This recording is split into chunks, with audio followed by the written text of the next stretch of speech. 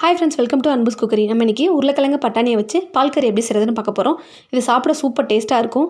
அது மாதிரி செய்கிறது ரொம்பவே ஈஸி. எப்படி செய்யலான்னு பார்க்கலாம் வாங்க. ஃபஸ்ட்டு இதுக்கு ஒரு மசாலா ரெடி பண்ணிக்கலாம். ஒரு மிக்ஸி ஜாரில் 1/4 கப் அளவுக்கு தேங்காய், ஒரு பச்சை மிளகா, ஒரு சின்ன துண்டு இஞ்சி, 3 பல் பூண்டு, 1/2 டீஸ்பூன் அளவுக்கு சோம்பு சேர்த்துருக்கேன், 1 டீஸ்பூன் அளவுக்கு கசகசா சேர்த்துருக்கேன், ஒரு 5 முந்திரி பருப்பு சேர்த்துக்கிறேன். முந்திரி பருப்பு வேணாம் அப்படின்னா நீங்கள் ஸ்கிப் பண்ணிக்கலாம். இப்போ இதை கொஞ்சமாக மட்டும் தண்ணி விட்டு நல்லா ஸ்மூத்தான பேஸ்ட்டாக அரைச்சிடலாம். அரைச்சாச்சு, இது அப்படியே இருக்கட்டும். இப்போ ஒரு கடாயில் 1 டீஸ்பூன் அளவுக்கு எண்ணெய் சேர்த்துக்கிறேன். எண்ணெய் நல்லா காஞ்சதுக்கப்புறமா ஒரு சின்ன துண்டு பட்டை, 3 கிராம்பு சேர்த்துக்கிறேன். வேறு எந்த ஸ்பைசஸும் இதுக்கு தேவையில்லை. கொஞ்சமாக அதில் கருவேப்பிலை சேர்த்துக்கலாம். நான் ஒரு மீடியம் சைஸ் பெரிய வெங்காயத்தை நீளமாக நறுக்கி வச்சுருந்தேன், அதையும் சேர்த்துக்கிறேன்.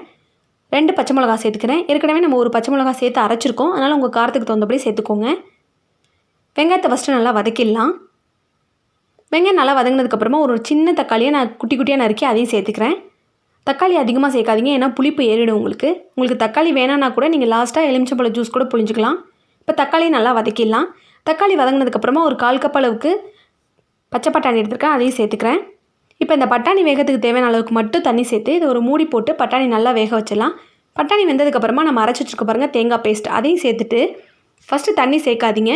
ஒரு நிமிஷம் போல் அந்த மசாலா நல்லா வதக்கி விட்டுட்டு அதுக்கப்புறமா தண்ணி சேர்த்துக்கோங்க. தண்ணி கொஞ்சம் கம்மியாகவே சேர்த்துக்கோங்க. இதை மூடி போட்டு ஒரு கொதி வரட்டும்.